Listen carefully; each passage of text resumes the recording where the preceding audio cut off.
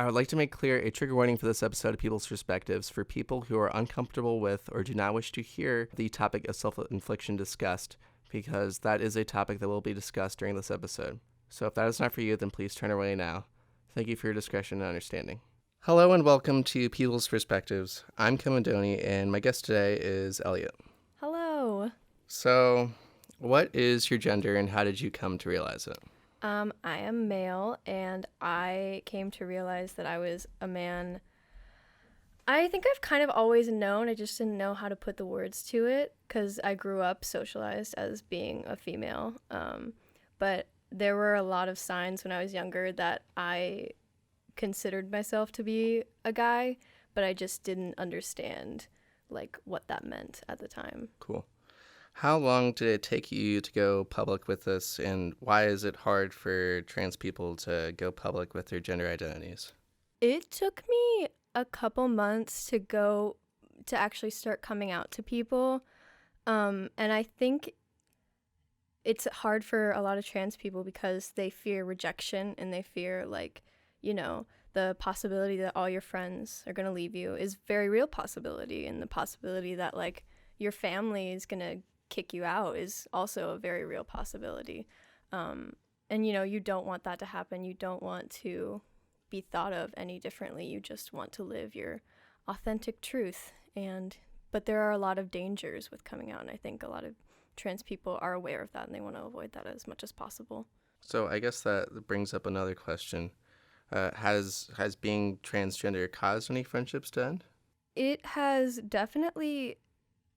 Yeah, I actually, when I first came out, I was actually in a relationship with a woman. And at the time that we both got together, we both identified as women, and, like, it was like a lesbian relationship.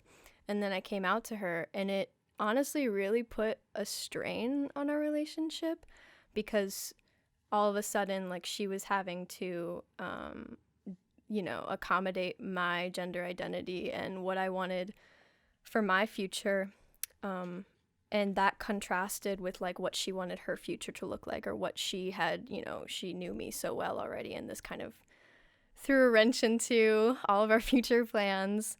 So yeah, that definitely put a strain on it. I don't think it's ended any friendships or anything, but it has definitely, like, been a learning curve for a lot of people.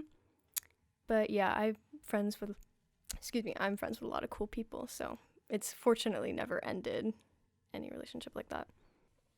Cool, that's good. So how did your family react when you told them you're transgender? Oh boy. So when I first came out, my parents didn't believe me for about a year and a half. That's a long time. Yeah, I know.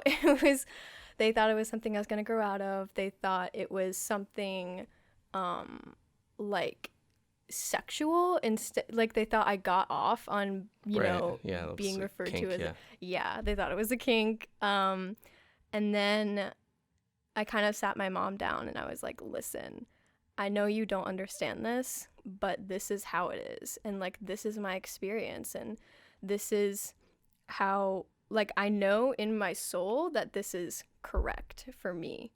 And even if you don't understand it, I need you to, like, be on my side. So she started getting a little better. I honestly still have no idea what my dad thinks. I have never talked with him about it. He has never approached me about it. I know he knows, but I honestly don't know his opinion at all. So it's still the elephant in the room for him. Honestly, yeah. I think he is very uncomfortable with having an LGBT child, but that's not my problem, honestly. My siblings are all great. Like, my little brother, my little sister, my older brother, they're really great with it. So Cool. This brings up another question. Who did you tell first, friends or family, and why? I definitely told my friends first. Like, oh my God, I was so scared to tell my family. And for good reason, I guess. But I think I honestly might have told my therapist first. My therapist at the time, I think I told her that I didn't feel like a girl. And then I think I told my girlfriend at the time that, I wasn't a girl. And I think went on from there. I would just come out to the people closest to me and then go from there. Cool. Okay. So what aspects of your family, I guess it would be your parents, that has made living or growing up as transgender difficult? Well, my dad is kind of my mom is pretty cool.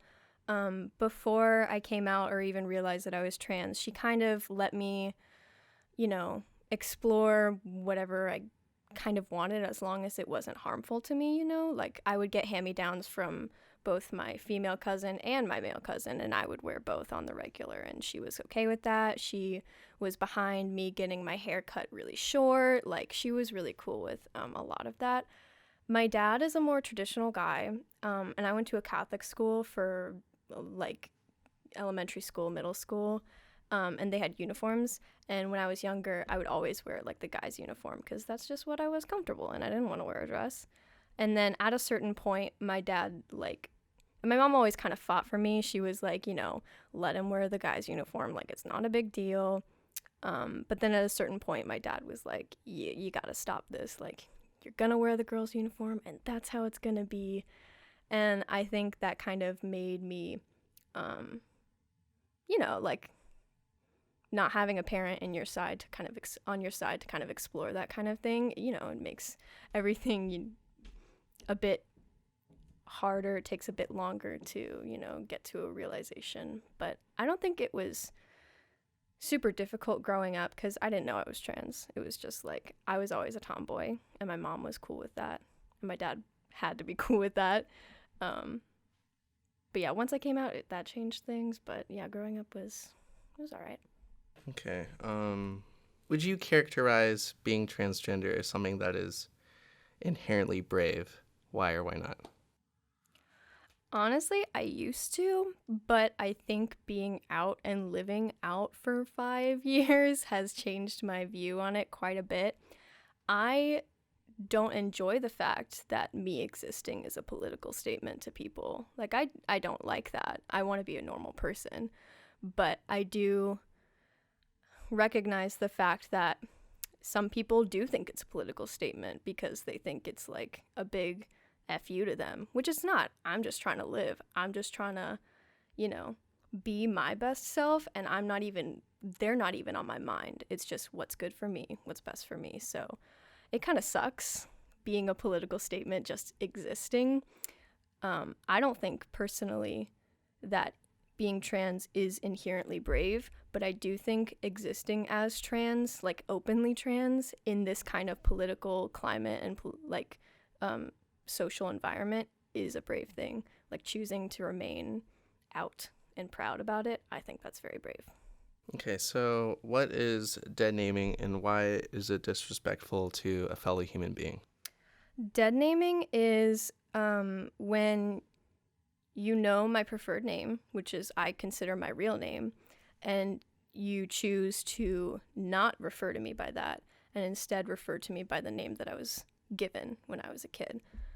And it is really disrespectful because it just shows me that you don't see me and you don't respect me as a person enough to call me by my name. It's akin to someone just calling a cis person by something that they're self-conscious about, like, hey, eyebrows, or it's really kind of degrading because even though you know what my name is, you choose to disregard that and disregard my wishes and refer to me by something that causes me pain and discomfort. So that's a choice that you make to make me purposefully uncomfortable, and that's really disrespectful. Cool, pretty straightforward. Yeah. This is just something that was on my mind. Would you say that Caitlyn Jenner is a positive force in the trans community? I would say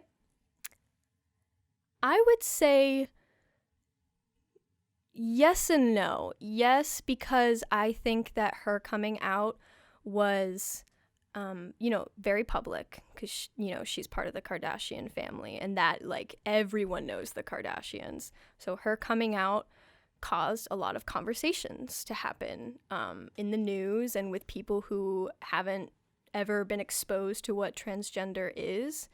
I think that was very beneficial. But on the other hand, I think that her not only voting for Trump, but being a Republican in general, like, she voted for someone who is a danger to transgender rights and to trans people themselves. And, you know, I think that that's really awful. That sucks to have such a public transgender figure not be in your corner. You know what I mean? Yeah. So I think on that end, I don't think I would personally consider her a good transgender role model. But I think in the beginning, when she was, you know, a lot of conversations were happening around her coming out, I think that was good at the time. Right. Yeah, it almost seems like hypocritical to who she is as a person. Yeah, it's like an oxymoron. Like, you're trans, but you vote for people that don't believe in that. Yeah, especially when you like, see like the outcome is stuff like the military ban on transgender people. Exactly. Like, you knew who you were voting for and you chose to do it anyway. So I don't, you know, that just blows my mind. Right. So why is representation, and specifically trans representation, so important in all forms of entertainment? Because we exist. We're normal people. We're natural people. We've existed for literally since the, you know, humans were a thing. And we've been erased for so long, and our history has been erased for so long. And I think not only trans people need to see themselves presented in media to know that there is a future for us. Like, we can live happy and normal lives. We can grow old as a trans person. But also for other people who aren't trans to see that, oh, this isn't as intimidating or as scary a concept as I thought. Like, this is just a normal person and they happen to be trans. I think it works for both trans people and non-trans people having trans characters in media. Cool. So I guess more of maybe a more complicated question is, how widespread should this representation be? Oh, I think it should be everywhere. I think because trans people are everywhere, it should be everywhere. I mean, every single movie has a white man in it. Every single movie has a white woman in it. So why wouldn't, you know, trans people be in every movie? Because I'm in a lot of people's lives as a trans person. And so I figured that people in movies, they would have at least one trans friend or like know a trans person in real life, because we are numerous. We exist everywhere. And I think that needs to be represented in all forms of media, that like, hey, in every situation, there's probably a trans person there. Yeah, and I don't think we're there yet, but I think we're definitely getting there. I mean, did you see Avengers Endgame? I want to. Oh my gosh, I haven't yet, but I have heard like a lot of things about there being a little bit of representation in there, which is great because Marvel, everyone knows Marvel. Right. And Marvel is such a huge franchise. To have even just a little bit of representation there is like a really big step in the right direction. Yeah, especially because it's looking like that movie is going to end up being the highest grossing movie of all time. Exactly. So a lot of people have seen it, and a lot of, you know, that's really great. It's so great. For sure. So this could be viewed as a complex issue that is debated a lot between the left and the right. So what's your stance on transgender people and participation in sports? If you are a guy, you should be in the guys' sports teams. If you're a girl, you should be in the girls' sports teams. Or if you're a girl and you want to play on the guys' teams, plenty of girls have done that before. Same with, like, if you're a guy and you want to play on the girls' teams, like, whatever you're comfortable with, I think should be allowed. Because it's sports. You're trying to put a ball in a hole, or you're trying to make a basket, or, like, there's really not too huge a complex thing about it. If you're a trans man, you're a man. So obviously, you should be allowed to play with the other men. If you're a trans woman, you're a woman. So obviously, you should be able to play for the women's team. If you're non-binary, I feel like you should choose whichever you want to do, you know? I think it's pretty simple. Just, like, let people play the sports that they want to play with the people they want to play with.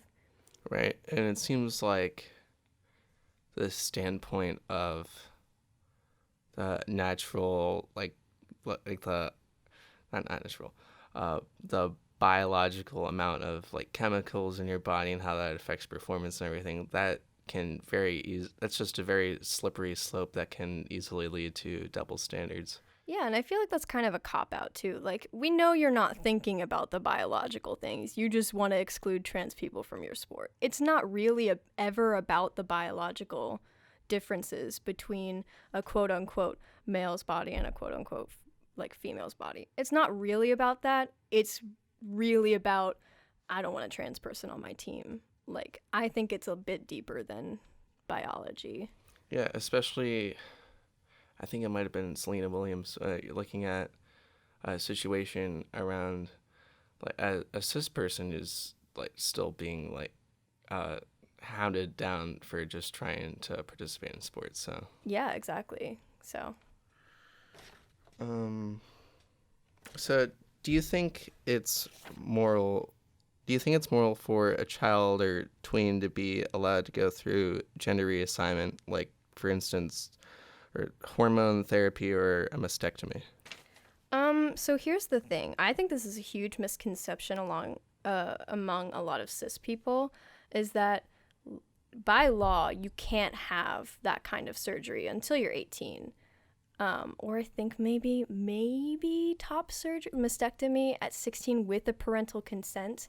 But if you want to transition as a kid, you should be allowed to, like socially, new clothes, and the only, I guess, quote unquote, hormonal thing you can do is go on puberty blockers, which just blocks off your estrogen or testosterone, whichever is more dominant in your body, until you want to make the decision of, I want to go on testosterone or I want to go on estrogen. It's just kind of a limbo kind of thing. It's not injecting your child with like a bunch of testosterone or estrogen or anything like that. It's just putting puberty on hold for a little bit until you're old enough to make the decision with a sound mind, with a logical mind. So yeah, I think a lot of cis people think that like parents are forcing their children to transition. It's like, no, you can't even do a bunch of the big stuff until you're 16 or to 18. So, and that's when your mind is mature. That's when, or more mature than it was as a kid. That's when you've thought more about it. So yeah, I mean, I think if you're a kid and you realize you're trans that early on, that's awesome. And you should be allowed to explore that, and you should be allowed to, do whatever is best for you and your life until you're ready to make more decisions, take more steps in the future when you're 16 or 18. And I feel like parents should allow them to flourish as, their kids. They should support them, obviously. So then the argument that these are children, they don't have a mature enough brain capable enough to like understand the gravity of like serious decisions and stuff, kind of gets neutralized by you can't even make most of the important decisions until you're mature enough. Yeah. And that's the whole point of the laws, is to be like, yo, I know that you are trans, but since you're like 8, you can't really be trusted to make a mature decision when it's such an important decision, because you're being injected with hormones or you're going like under surgery. Those are really important decisions. So obviously you shouldn't make those until you're old enough. And the doctors say, we're going to wait for you to mature. So I don't really understand cis people's arguments where like they're kids. Yeah. But it's like, all right, they're kids. They can do one thing, maybe 2 things. Yeah. So, yeah. Cool. Great. So do you think that fashion as a part of gender expression should be regarded more as independent from gender identity? Totally. I think, you see cis guys all the time now in the media who are more feminine, and they dress, they put on nail polish, they put on makeup. Like, there are tons of male YouTubers who are makeup artists, and that's like a thing, and they're cis, and they can get away with that because, they're cis. But once a trans guy starts to put on makeup, everyone gets so angry and it's like, I thought you were a man. It's like, well, yeah, I just like makeup like a cis guy, you know? So I feel like a lot of it should definitely be separate, because your gender is something that you feel deep inside of you. Like, you just know that this is right. A fashion choice is just like, oh, I like that t-shirt and I like the way it looks on me. So I definitely think they are very separate. And I think they should be separate. Because, like, gender, who are gender roles? Who is she? I don't know her, you know. Right. So like, say hypothetically, if there's just like a dude that wanted to wear a dress and he was just part of who he is as a person, and he maybe wanted to just be seen as like who he is, and maybe not necessarily as a performer per se, as like a drag stars or whatever. Mm-hmm. Yeah, he just likes to wear a dress, and good for him. Kudos. Right, cool. So, what's next? So how has being transgender influenced your stance on abortion? I don't think it's really affected it that much, because I've always, not always, because I grew up in a conservative family and like I was a kid, but for a long time, and I still believe this, abortion is a choice that you should be able to make if that's the correct choice for you. Even though I know that abortion is not exclusive for women, because trans men can also have abortions, I understand that abortion is primarily a women's issue. It's not a trans issue. Even though trans people are affected by abortion and laws surrounding abortion, I understand this is primarily a women's issue, because these laws are being made with women in mind, not with trans people in mind. So I feel like just trans people caught in the crossfire. Yeah, exactly. Like, lawmakers are not sitting down being like, oh, we hate trans people, let's do this just a big F you. No, it's like, oh, we hate women, let's do this as a big F you. So I think you have to take in mind, people have to take in mind the context in which these issues are placed. And this context just is a women's issue. So as a man, I have to support my friends who are women and people that I know that are women, because it's just the right thing to do. Support women. We love that. Right. So this is an argument that can get thrown out there. What would you say to the argument that, abortion is morally wrong because it ends a human life? I have a lot of things I could say. I would say, as a scientist, as someone who studies chemistry and who studies anatomy, what about the kids who are dying in foster care? What about, there's always the argument that, like, what if that fetus grows up to cure cancer? Isn't it morally wrong to, get rid of it? Well, what about the 16-year-old girl? Well, why couldn't she grow up and cure cancer, and instead now she's a teen mom and has to drop out of school and blah, blah, blah to take care of this kid? And I think there is a difference, a very distinct difference scientifically, between a human being and a clump of cells at that level. Like, a fetus is not a human being yet. It is a developing clump of cells. I mean, I feel like just because it has a heartbeat doesn't necessarily grant it citizenship or to the human race, Right. Because cows have a heartbeat and they're not considered humans. You know what I mean? Like, Yeah. Animals have heartbeats and they're not considered humans. And it's not morally wrong to kill them for food, or like to kill off their offspring to do this, and this. Like, I feel like this is a bigger, deeper issue than just, it's a baby, this is a human being. It's like, oh no, you just want to control women's bodies. That's really it. You don't like the fact that women have the choice to do what they want with them. Scientifically, there's a difference between a human being and a fetus, so I don't think it's morally wrong to have an abortion, because And even if you do think it's morally wrong, so, like, I think it's morally wrong to, like, own 15,000 guns in your home. Like, that's a weird thing for me, but I'm not gonna get in the way of you, whatever, buying your guns.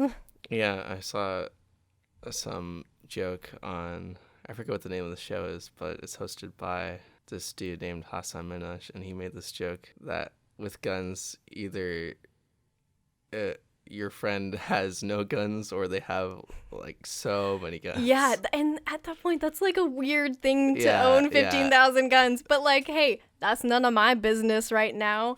And you know what? What happens within my body is also none of your business. Yeah. So There's also the argument that scientifically that fetus has a unique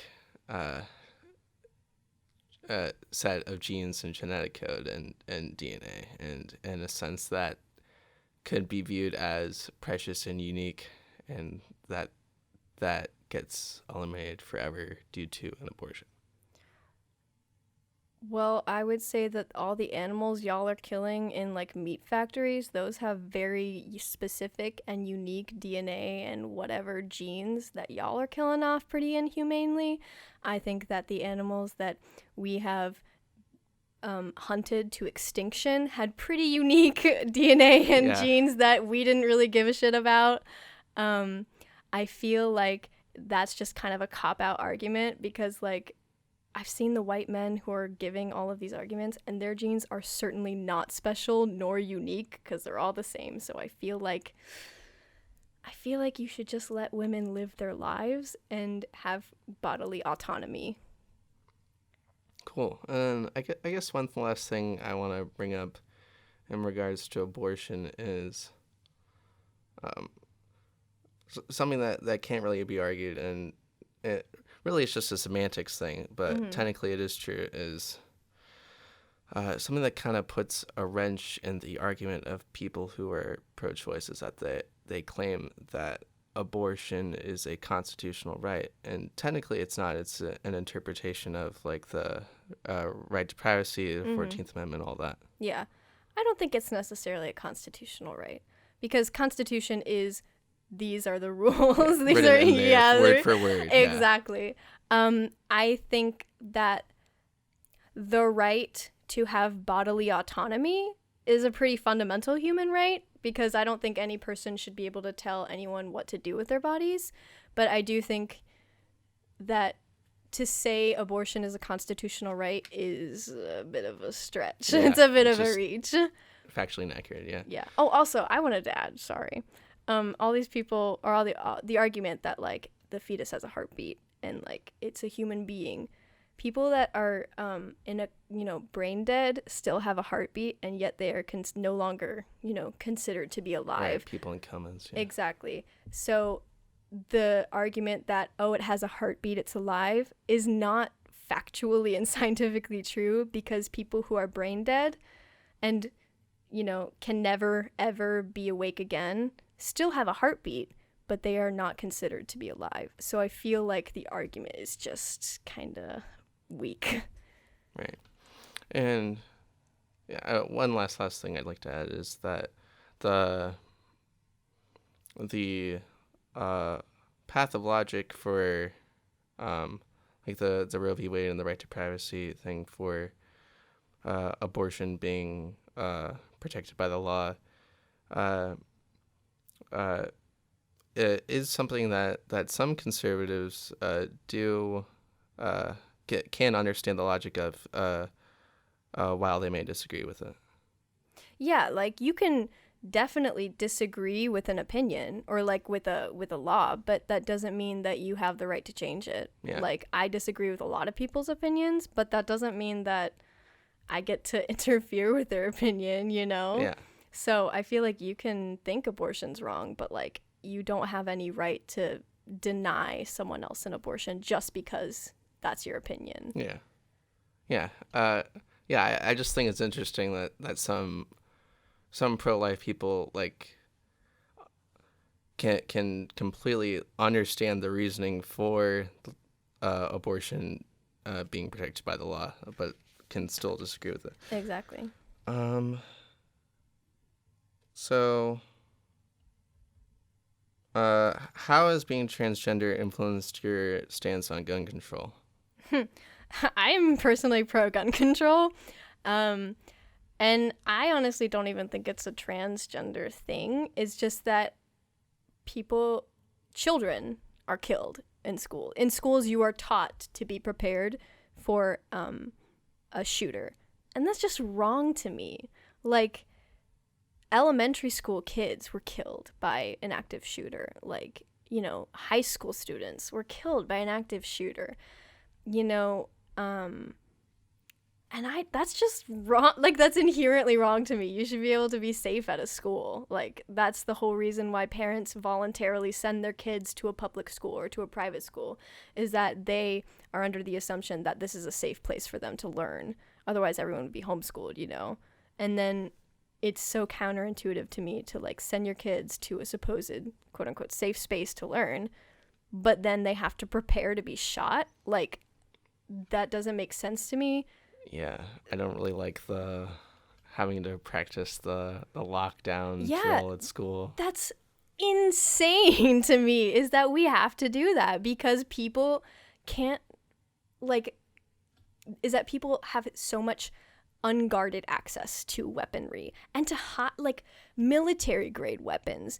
AR-15. Exactly. If you're a citizen, like just a regular person, you should not have access to military grade weapons. Yeah. Those are for like active war zones, and I don't think you're in an active war zone in America. Yeah, and an easy argument to use for that is that a nuclear bomb is a military grade weapon, but a citizen can't have access to that. Exactly. So. Like, I don't understand the need to have a military grade weapon. Like, I get if you want a handgun to like guard yourself at home, protect. I get that. Yeah. Totally get that.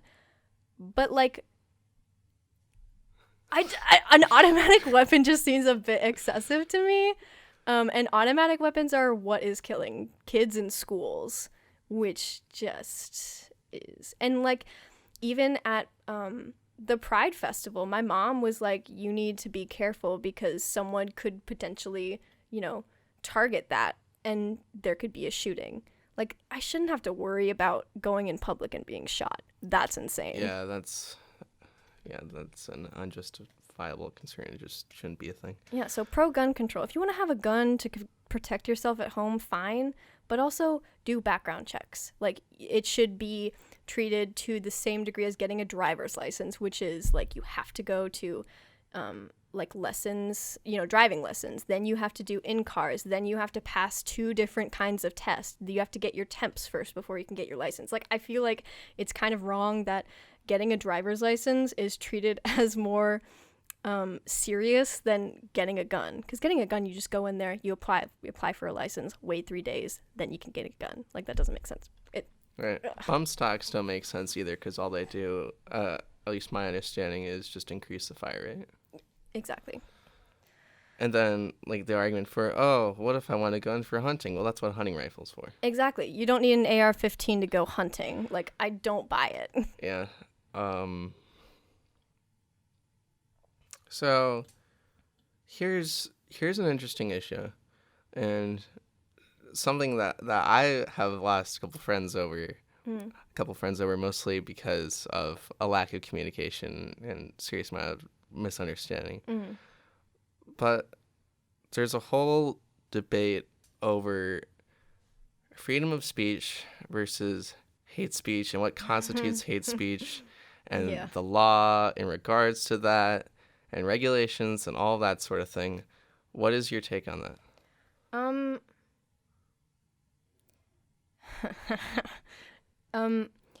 You have the freedom of speech, yes. I feel like you don't have the freedom to tell me to kill myself for being trans. You know what I mean? Yeah. Like, there is a very distinct difference between stating your opinion and threatening my life. You know what I mean? Right. So, yeah, freedom of speech, love that. Like, woohoo. But also, your freedom of speech does not cover, in my opinion, death threats. Like, I feel like whenever a person's life is in danger because of your speech, then that's where it crosses the line, and that's where it becomes harassment, and that's where it becomes, a serious issue. Absolutely. So it's my understanding that there are already laws in place in general, like outside of the internet, where people have freedom of speech unless it's a call to action. Yeah. Yeah, pretty much. Like, you have the freedom to tell me that you don't like me, or that you don't like my identity as a trans person. You have the freedom to tell me that you don't like that I exist, or like you think that being trans is fake or whatever. But you don't have the right to tell me to kill myself. You don't have the right to threaten me or my friends. You don't have the right to take away my rights as a human being because it's like under free speech or whatever. You have the right to hate me. You don't have the right to act out on your hatred of me. Yeah. If someone says, like, in a publication or online, or I guess even to your face, because I'm pretty sure that can be reportable too.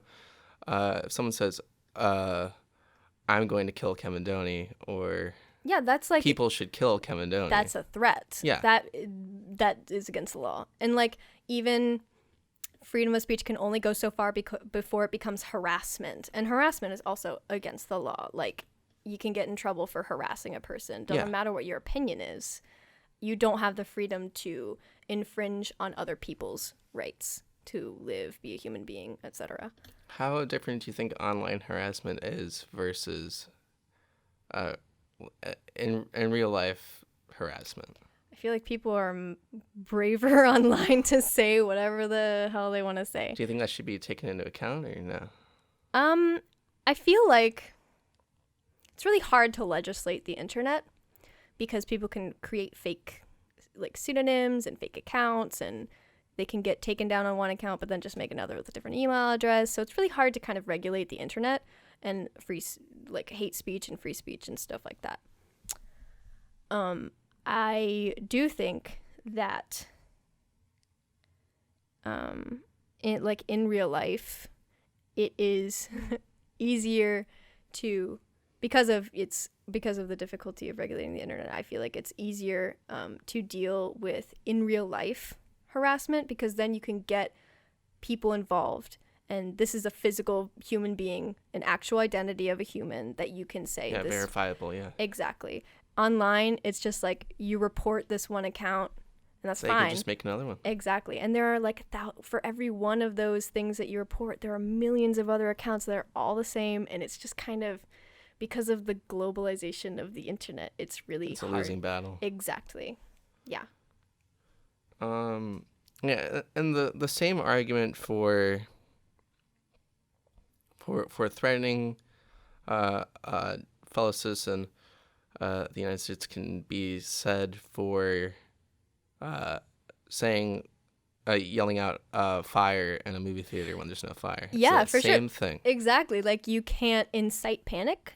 And I feel like if you say something that incites panic, like, I mean, you can't do that. If you say, I'm going to kill you, like, online, that is a threat. Like, that can get you into trouble for sure, because it's the same as, like, fire. It incites panic. I'm going to kill you. Incites panic and fear. Like, same kind of. It could be said, from a certain point of view, that there needs to be a balance between, in online regulation of speech, between making sure that like these threats and everything are taken into account for, and making sure that people generally feel safe online, but not necessarily infringing on freedom of speech. I mean, like, what do you mean? Sorry, I'm kind of, you lost me. It was Yeah, just a little bit right there. Yeah, it's okay. I kind of drew that out. Well, I guess making generalizations about, like, groups of people isn't the same as making a threat against an individual. I agree. Yeah, I agree. Because I think making generalizations is something that everyone does, and that is, saying all trans people are faking it is different than saying, I hope you die. Like, you know, everyone makes generalizations about groups of people. It sucks, but it happens. But I definitely think that is different than directly threatening someone, you know, for and someone shouldn't go to jail for that either. I agree, because if people went to jail for generalizations, then everyone would be in jail, like, a little bit, you know what I mean? Because everyone makes generalizations, you know? Yeah, and train of thought again. What's I gonna say? So, and going into that, connected to that is, it would also make sense to legally allow. Could it be said that people should be allowed to use slurs towards groups of people in general, while it shouldn't necessarily be socially condoned, it should be legally allowed. This is going to be a really unpopular opinion, but I think that it should not be illegal to use slurs, because I feel like that's a really slippery slope into regulating more like specific kinds of speech and everything. Slurs are awful. I don't condone the use of them, but unfortunately, like, they're legal, and I think that they should stay legal, because it's such a slippery slope from like the government, you know, kind of controlling more specific aspects of our lives, you know? I 100% agree with that. And it's also just counterintuitive too, because trying to legally prevent people from being hateful isn't gonna. Yeah, because everyone hates somebody, so we're all in jail if it becomes illegal to hate someone else. Like, we all hate a person. If you call me a faggot, I don't think that should be illegal. It sucks and you're a jerk, but like, you're not going to jail for calling me a faggot. Right. That was such a weird sentence, but that's what it is, you know? Yeah. Cool. Yeah. I don't condone that kind of language either, but yeah. Okay. So, how has being transgender influenced your stance on healthcare? Trans healthcare should be free. Sorry. I think, listen, if cis people get to have the body that they want for free just naturally, then so should trans people. Trans people have to go through so much red tape and jump through so many hoops just to get like the smallest thing. If you want hormone replacement therapy to be covered by insurance, a lot of insurances require that you go to gender therapy with a certified gender therapist for 3+ months. Then you have to have them accept you. They get to make the decision on whether or not you get hormones. Like, they get to make the decision whether you're trans enough or not for hormones. So already, unethical, exactly. And then they have to write a letter to your pediatrician or like your doctor, your general practitioner. And then your general practitioner has to decide whether or not this is a valid, legit thing. And if they decide no, then you have to do the whole thing over again. And then the letter gets sent to, like, you know, wherever you're getting your hormones or the insurance place. And the letter says, hi, this person is trans enough. I have decreed it as a cis person that this person is trans. You can allow them to have hormones. And even then, the insurance can be like, nope. Or they can delay it for months. So basically, it can take anywhere from 3 months to multiple years just to get on hormone therapy for like with your insurance covered. Obviously, if you go through like Planned Parenthood or like Equitas, and that is mostly just like informed consent, that takes a little bit less longer. And then that's not even covering surgeries. Surgeries is so much longer. It is almost insane. And then a cis person can just exactly. And then a cis person can just walk into the doctor's office and be like, I want this, and the doctor would be like, A-okay. Like, cosmetic surgery is such a huge industry, and trans people have cosmetic surgery. That's what a mastectomy is. That's what a sexual reassignment surgery is. That's what getting like a breast enhancement is. But because you're trans, you get to wait longer. You get to go through so much more red tape. Whereas a cis person could walk in and be like, I want bigger boobs. And the doctor's like, all right, let's set a date. Like, it is crazy how much longer everything takes and how much more condescending people are when you're trans and in a healthcare environment. And it should not be like that. Like, I should be able to get what I want if I'm willing to pay for it. I should be able to get whatever the hell I want. Yeah, it could be viewed as, from a certain point of view, a violation of the 14th Amendment. Yeah, like, you are standing in the way of me getting my health care. And, trans healthcare is healthcare because my gender dysphoria makes me, is a contributor to my depression. Like, that affects my mental health. My dysphoria is a contributor to me being physically ill sometimes. That is, that affects my physical health. So me going in and wanting hormone replacement therapy is healthcare for me. Yeah. And I feel like it should be treated as just regular healthcare, as if anyone else were walking in. Like, I should be able to get what I want when I want it because I'm willing to pay for it. Yeah. So yeah. Yeah. Cool. Yeah, and it also just doesn't, it's just inconsistent with your identity as a man to be going through a monthly cycle of a bunch of different, like, constantly changing levels of estrogen and progesterone. Exactly. Like, why, as a man, why should I have to go through, Yeah. with this? Like, it just doesn't make sense to me. Why should I have to live with this body that does not feel correct, that is not correct for me? Yeah. Why should I have to endure that when I don't have to? And why are you keeping me from, like, my own adult decisions? You know what I mean? Yeah. Like, you're an adult. You should make your own adult decisions, and no one should stop you from that. Like, yeah, there shouldn't be any barriers passed when you're of age. Exactly. And maturity. cis people who get cosmetic surgery, they are never asked the question, well, what about in 5 years' time? Like, well, are you still going to want this in 5 years' time? Right. Whereas if you're trans and you want a cosmetic surgery, they're like, but how are you going to feel, like, in 5 months? Like, how are you going to feel in a year? Like, yeah, it's really just a double standard. Exactly. It's about, like, the healthcare practitioner not believing that, it's transphobia. Like, sorry, yeah. It's just blatant transphobia.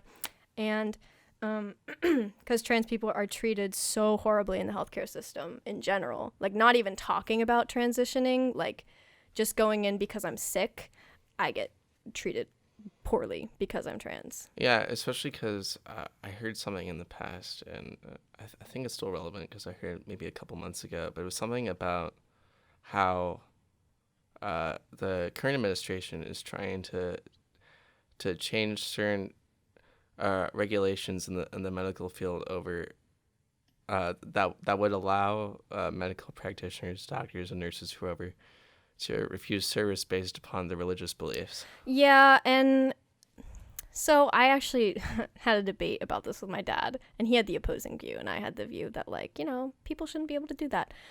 It's a HIPAA violation for a medical practitioner to deny someone medical care based on their own personal beliefs. Like, it's a HIPAA violation. It's against the oath that you take as a doctor. Yeah. Hippocratic oath, yeah. Exactly. I think that the bill was made with abortion in mind, to be honest. Like, it's against your religious beliefs to perform an abortion, so you don't have to perform an abortion. But I do see how it is a slippery slope into general practitioners turning people away because they're a different race, or because they're trans, or because they're gay. Like, it is a slippery slope. Yeah. And then, honestly, in the long run, like, the end result can just be a huge violation of the 14th Amendment. Exactly. Like, it's a healthcare is such a complicated topic. Big pharma sucks. I feel like if you are willing to pay for something, and it is something that will make your life better and make you a healthier person, you should have inherent access to it. Like, But so then if a trans person doesn't have the money to obtain the surgery, should they still be able to have access to it? Let me think about that one for a second. Because I'm biased, this is from a very, very, very subjective standpoint of someone who doesn't have enough money for the surgery that they want. Of course, but like, that's what this is all about. You know, I feel like I should be able to get top surgery. In an ideal world, I should be able to get top surgery regardless of whether or not I have enough money for it. That's an ideal world that I know we don't live in. Of course. So do you think that would simply be, in your ideal world, that would be a modification to the healthcare system as it is, or do you think it would simply be best to have universal healthcare? Oh, I'm a huge advocate for universal healthcare. Listen, the taxes are only marginally higher. Like, it's fine. Like, we will be fine as a society if taxes are raised a little bit in order to provide universal healthcare. Because literally almost everyone I know or everyone that I've seen online is scared to go to the doctor because they're scared that they don't have enough money, that their insurance won't cover it, and that it will bankrupt them. That's devastating to me, because if you have a problem, like a physical or mental health issue, you should not be afraid to get help for it and get it fixed.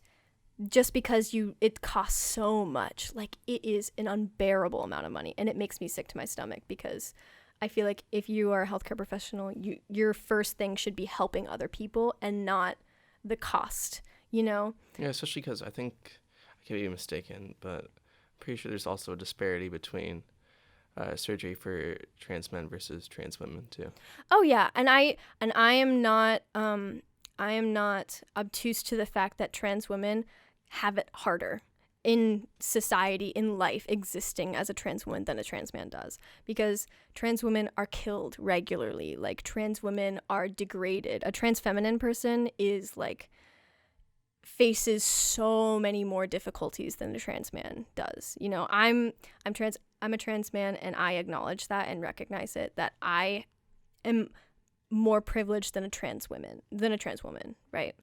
And so I feel like for a trans woman, I feel like it would be so much harder for her to get the health care that she needs as a trans person than it would be for me. It would still be super duper hard for me, but I can't even imagine how much harder it would be for her, because being a trans woman is so looked down upon by our society, you know? So yeah, there's a little bit two different situations, even though we're kind of united by the fact that we both have a hard time, you know? Right, so going into giving citizens free access to institutions of the country that would hypothetically previously have costed money for them to pay, do you think that college education should be free? Yes. I think it is ridiculous that knowledge has a price tag. Like, and it's a classist issue. Like, if you don't have the funds to get knowledge, like, colleges don't want, you know, poor people to have, you know, to continue education.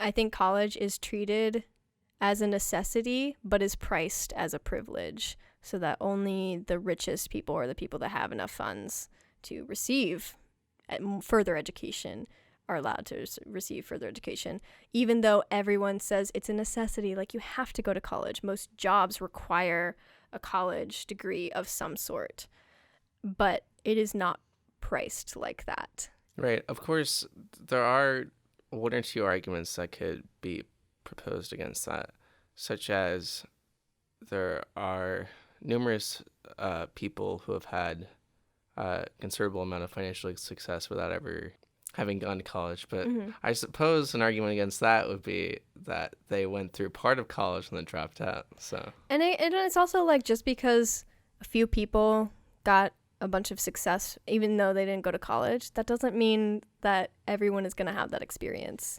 You know, Just because a few people have had the same experience doesn't mean I don't feel like they represent the majority of the population. Right.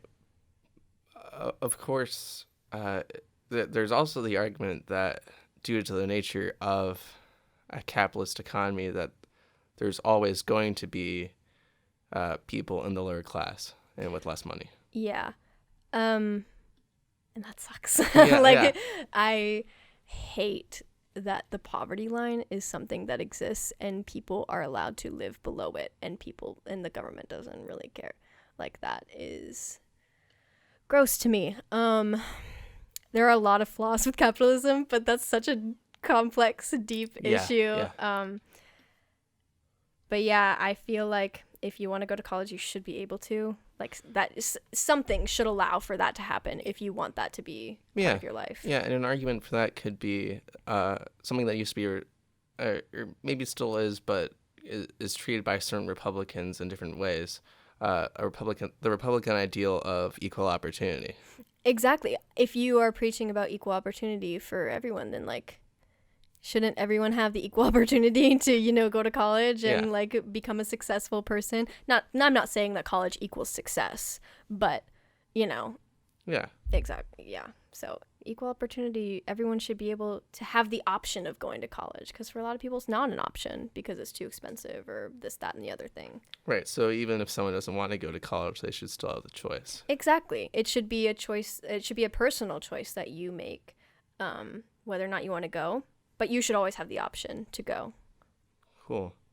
Okay, yeah. So this one's pretty deep. How have your religious beliefs come into conflict with your identity as a person? Oh my gosh. Oh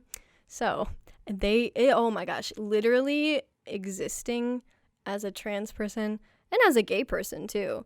My religion, as I know it, and I've known it for so long. I grew up Catholic. Like, I grew up going to a Catholic school. My mom is very, very devout. So I've known it all my life. I have studied it probably as much as it can be studied. And at some point, I had to let it go, even though it was such a huge part of my life, because it was causing me so much pain and internally and conflict, because I know that my God is good and I know that my God loves me, but that's not what I'm hearing, and that's not what I'm reading, and that's not what people in positions of power in the Catholic Church are telling me. And that, there's a difference between reading the Bible and knowing that Jesus would love me no matter what, and going to church and sitting in a room full of people that hate me. And it doesn't add up sometimes. It doesn't add up. And it took me like literally 18 years, like as long as I've been alive and a functioning human. It has taken me that long to go through so many cycles of falling out of my faith and then coming back to it and then being so rigorous in it and then falling out of it because it was so painful and then coming back to it. Like, it has taken me 18 years to let go of that cycle and be like, I wish it were different, but it's not, so I need to let this go for a while, and I need to distance myself from my religion and from the concept of, God and here are the rules that you should follow as a Catholic and stuff like that. I just needed to let that go because it was too much for me to continue to go through that cycle of like wanting to be a devout Catholic, but my identity as a person, like an LGBT person, was in such major conflict with that. Right.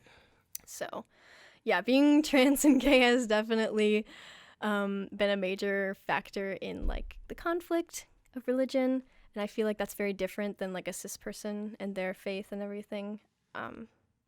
So yeah, it's definitely been like a major, or even a straight person and their faith. Yeah, exactly. So especially in regards to that, there's the argument that's been thrown around that it was a mistranslation of that specific part of the Bible, and that it wasn't condoning pedophilia instead of homosexuality. Yeah, exactly. And even if it was condemning homosexuality, that's not God talking. That's literally not God talking.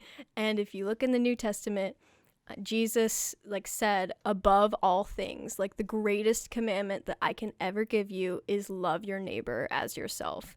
And I feel like people are taking another man's words over God's exact literal words. And that doesn't make sense to me. Yeah, and homophobia just seems to logically disagree with that. Exactly. I love it. I honestly kind of really love it when people try to use the Bible as in support of their homophobia, because girl, I know the Bible like the back of my hand. I can give you several scripture quotings of literal Jesus saying literal words that are saying you're not a great person for being homophobic, or don't be homophobic, love people.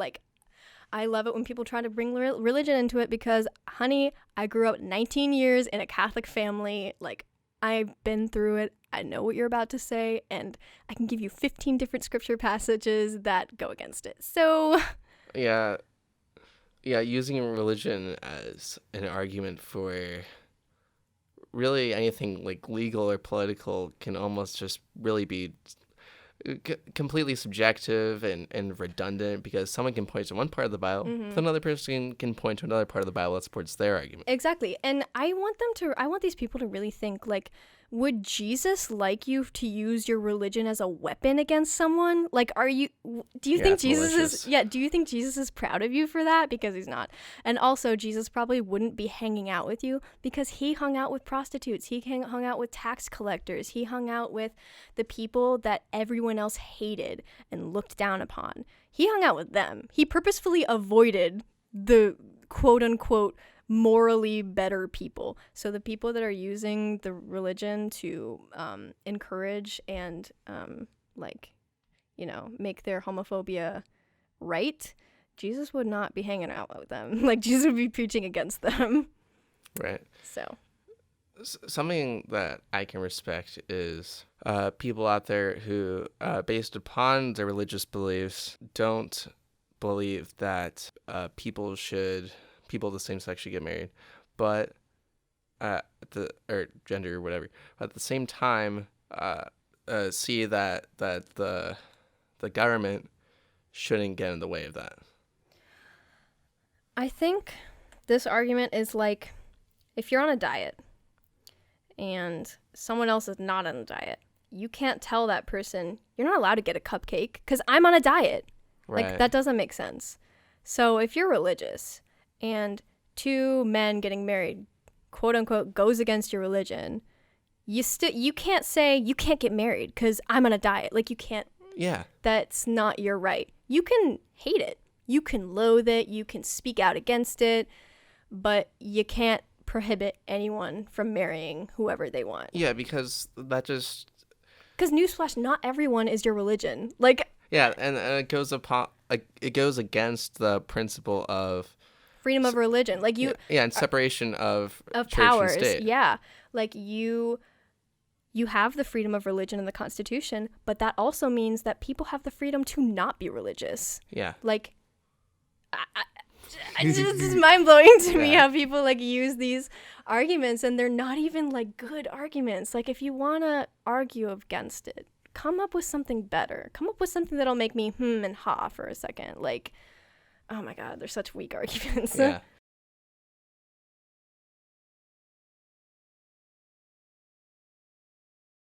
There are countries like New Zealand and Australia. And the UK, I think. Yeah, possibly. That don't, in their legislature, have the right to bear arms of their citizens as a protected right. Mm-hmm. So, do you think the argument that because Australia, New Zealand, and countries like that, because they don't have that right protected, and as a result, their shootings have possibly decreased. Do you think that would be an argument that could be used to support the idea of eliminating the use of firearms in the United States? Oh, for sure. All those countries, I feel had a big massacre that happened with guns. And then the government was like, all right, you guys had this right, but you couldn't handle it. So, whoop, we're going to put limits on it. And then I do think that has had a positive reaction in that gun deaths and gun violence and mass shootings like that have definitely decreased. I think the problem is that in America, I feel like the same would happen, is that gun deaths and gun violence and shootings and everything would decrease. I genuinely do believe that. But I think that because certain people like to take the Constitution as a literal document and not as a document that was written within the context of the time. Because the right to bear arms was about like hunting. Like you have the right to have a gun and hunt, and like you have the right to have a gun and join a militia. That was the context of the times. But we're not in 1789 or 17, whenever that was written. We're not there anymore. And our society is completely different now. We don't have the lifestyle of people who lived during that time, So I feel like taking the right to bear arms so literally nowadays and unable to be applied to our society right now in a fluid way, like you can have the right to bear arms, but you should also have limits, like you can't have military grade weapons, Yeah. Because the military grade weapons that were available back then are different than now. Like a musket. And AR-15 did not exist then. Exactly. With the guns back then, you could shoot maybe 2 things, and then you had to take 15 minutes to reload it and clean it and everything. With an AR-15, you can literally take out hundreds of people in like a minute. So I feel like the Constitution in this case does need to be revised. Not even revised, maybe, ultimately revised, but also I feel like it needs to be interpreted in a way that applies to what life is right now, what society is right now, and what the problems are right now. I don't think it should be taken literally right now.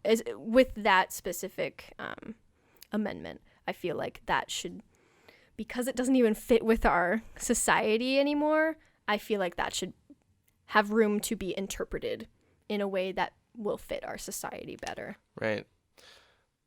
I suppose there's also the argument. There are definitely there's definitely a lot of people that come into this topic of discussion with a lot of ignorance and a lack of self-awareness and not really a full understanding of like the gravity of owning a gun and the different types of guns and what they're capable of and how easy it is to use those guns to murder other people. Yeah.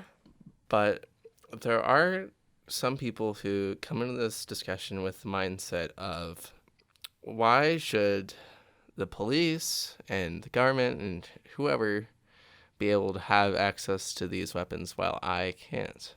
Well, like, you're not a policeman. Like, I don't understand why you need to have a hero complex about it. Like, if you want a gun like that, first of all, let's examine why you want a gun like that. Like, why are you so desperate to have a gun like that? But then if you really want it, be a policeman. Like, this is not really applicable now, but policemen were designed to protect. I know that's not really the case right now with police brutality. Not the case always. Yeah, not the case always, but they need different kinds of ways of protecting. You're just a regular citizen. Who are you? Like, why do you want a gun so badly? Let's just think about that for a second. Like, oh man. Yeah, it seems that there's an irrational sense of fear from some people around the idea that people whose job is designed to protect people, them having access to guns that a person can't do, makes them counterintuitively feel unsafe because they don't have access to the same. It doesn't make sense, because there are weapons that you should be able to have access to where you could protect yourself. Yeah, like, I feel like with people that are so anti-gun control, or like I feel like they think that everyone wants to just take all weapons away. And that's not what we're saying. We're saying you can't buy a military weapon. That's about it. I personally don't see why you would even need a military weapon in any context unless you were a part of the military. That's really what gun control means to me. That's what gun control means to me. Like, you can still have, like, a handgun, a rifle, you know, different kinds of handguns, different kinds of rifles. Like, possibilities are endless, but you shouldn't have an automatic weapon, because what are you going to even do with that? Yeah. Like, what? Other than kill people. Other than kill people, like, what is the function of owning an automatic weapon? I just don't get it. Yeah.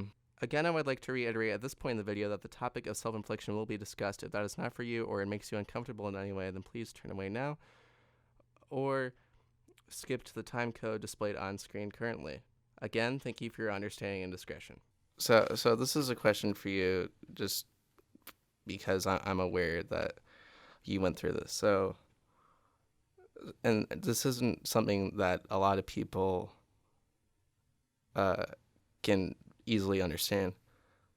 So, how can a person reach like such a point in depression and a lack of self-esteem to like have the mental willpower and have like that part of like one of those like checks in your brain to give out to where you're like you have the mental capability to like intentionally cause harm to yourself?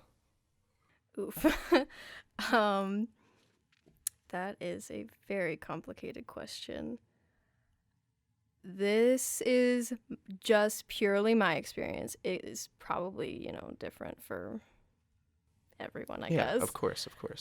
Wow, that's such an I didn't even expect that. I feel like for me, I just got to such a low point in my life and in my depression that I didn't like myself, like, at all. I was public enemy number one in my world. Like, I was the cause of this. I was at fault for this. I did this stupid thing. And I don't even know. I think it goes against human instinct to intentionally cause one's harm to yourself. But I feel like because I hated myself so much, I think I separated my physical body from like my internal monologue, and I just became a physical body that was doing all of these things wrong, or that I thought was doing all of these things wrong. I became like a physical body that like I hated, and they were causing this, and this, and why couldn't they, those kinds of thoughts.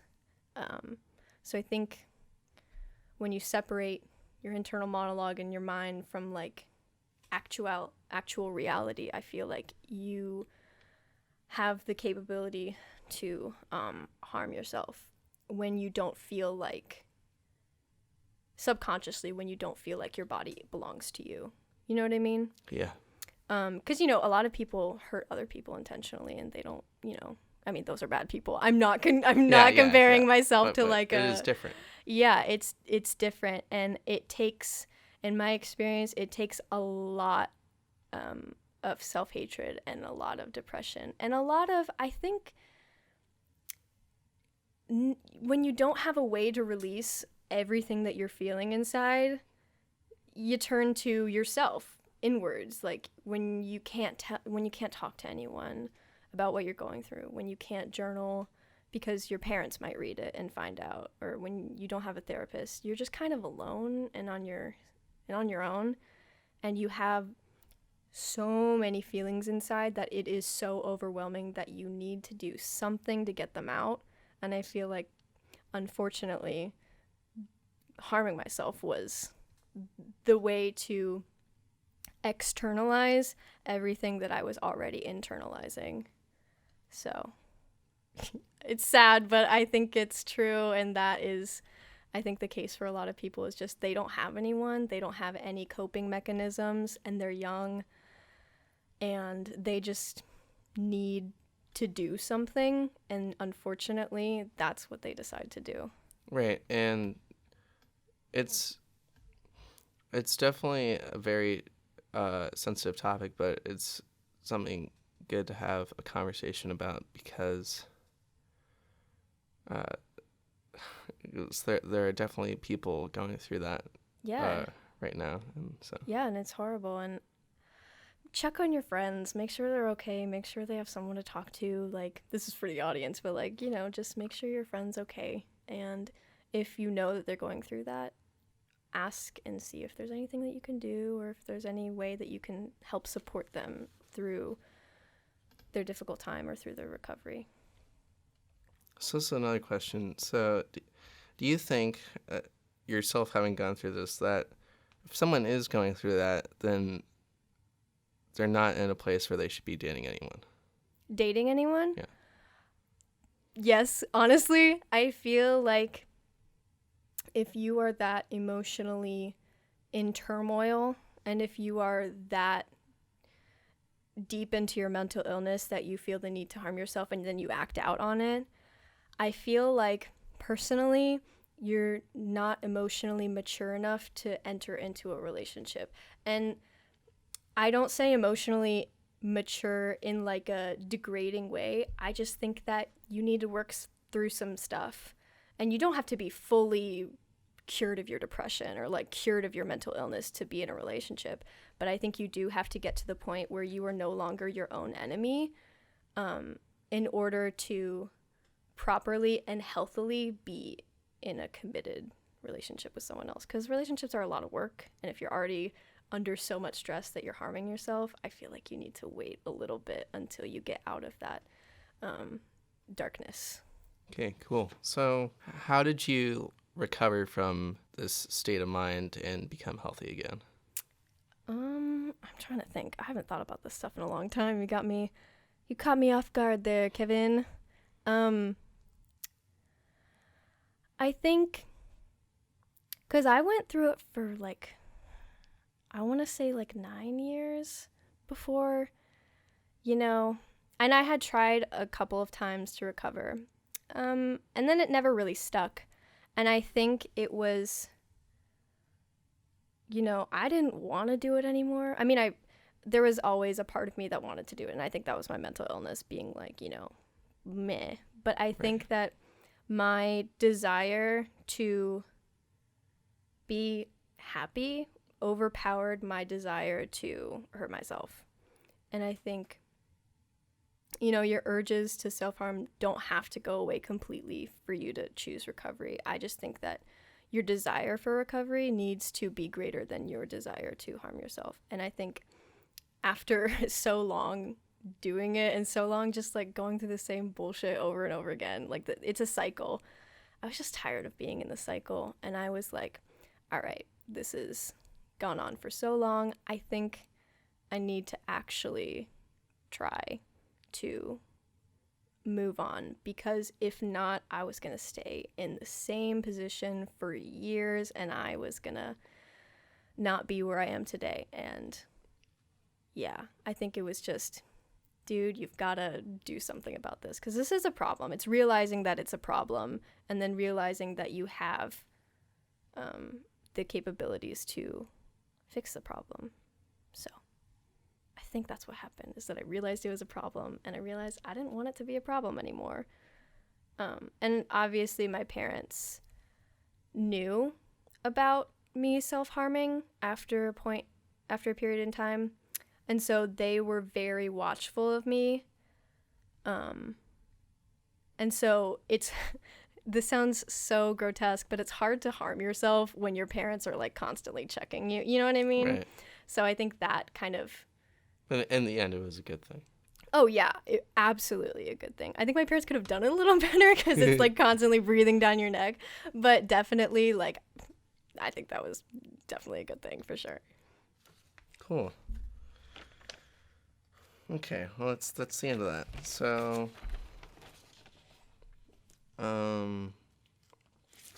So this is an interesting question to me. So how has being transgender impacted your approach to being a participant in theater and the performing arts?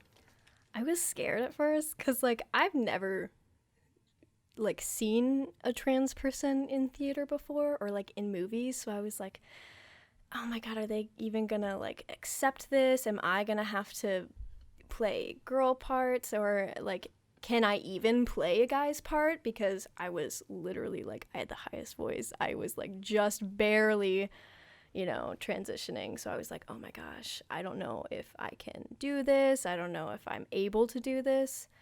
But I think being trans, I wanted to be seen, like, on stage, because I liked performing.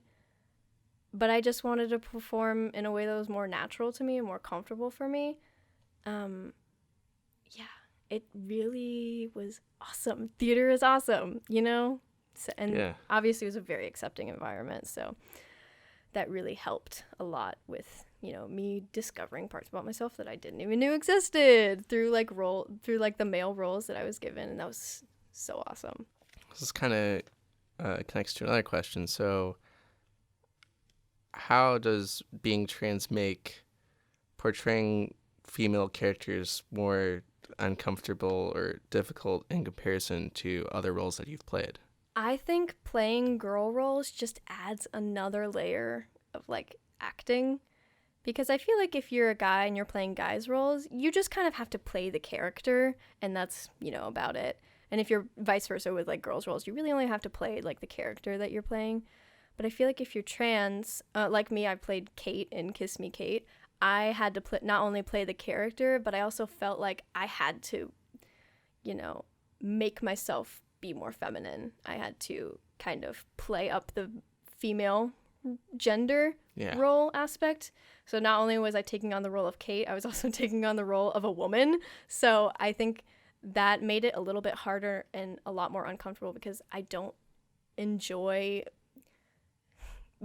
acting feminine and being seen as a woman. Yeah. So that was really uncomfortable for me. So that made it a little bit harder, but I had having close friends by you, and, that really helped. But I think, being a trans actor and playing the gender that you are not, it's like another layer that you kind of have to break through, of acting, because you're not only playing the character, you're playing another gender that doesn't come natural to you. So do you think that if you, like, had it your way, or if it was up to you, then you wouldn't ever play female roles? Honestly, I don't think so, because I love performing, and I'll perform in any role. I would prefer guys' roles. As long as both the cast and director acknowledge and recognize me as a man playing a female role, I'm fine with it. But if it's a situation where the cast and the director view me as a female playing a female role, that's where I would not be comfortable with out that. of there. Yeah. It would also, like, the character would have to make sense for you as an actor too. Exactly. Like, I couldn't just be, I would maybe question just being thrown any girl role and being, like, told to take it. Yeah. It would have to kind of make sense for my skill and abilities. Like, so it's definitely a choice that would be made by a director, but I think it would have to be a choice made with, like, good intentions. Yeah, and in consideration of you as an actor. Cool. Yeah. So I don't have any more questions. Is there anything else that you'd like to add? If you know a trans person, stick up for them. If someone misgenders them in public in a conversation and you're around and they don't correct the person, you should definitely take a step up and correct them, because it's really scary correcting cis people when they misgender you, and having another cis person do it, like, correct another cis person, is really validating. Yeah, that's about it. Thank you so much for chatting with me, Elliot. Thank you for giving me the opportunity to chat with you. This was so much fun. Great. So this was People's Perspectives. I'm Kamadoni. I hope to see you next time. Bye. People's Perspectives is available on Apple Podcasts, Spotify, and Google Play.